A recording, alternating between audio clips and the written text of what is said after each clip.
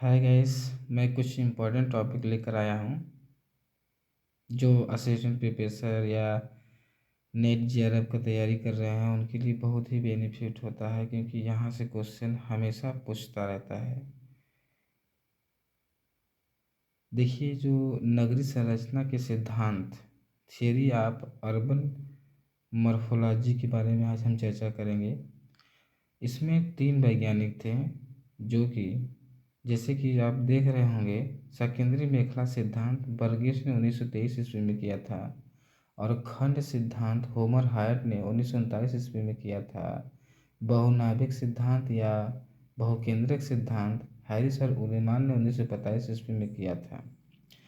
सबसे पहले हम बात करेंगे सकेंद्री मेखला सिद्धांत कंस्ट्रक्टिव जोन थियरी बर्गेस के द्वारा के देखेंगे। इसका प्रतिपादन अमेरिकी अर्थशास्त्री बर्गेस ने 1923 ईस्वी में किया था।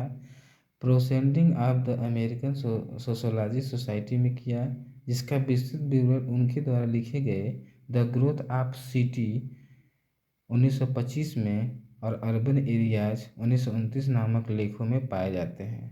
यह इनका सिद्धांत अमेरिकी के शिकागो नगर के अध्ययन पर आधारित है।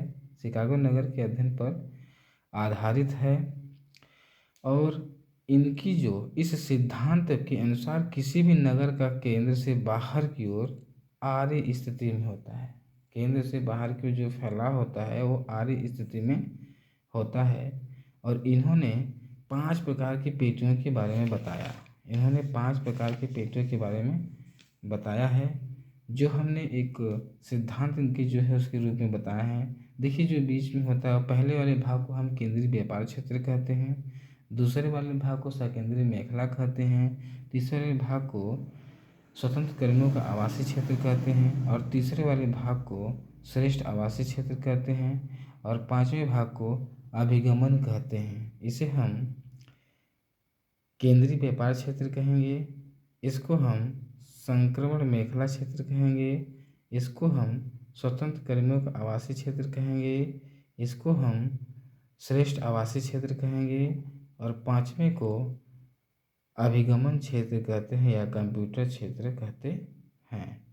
और इनके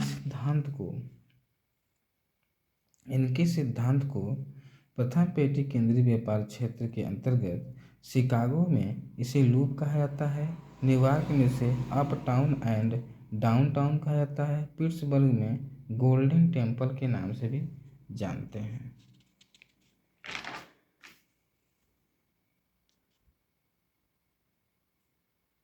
अगले टॉपिक हम बाद में लेके आएंगे।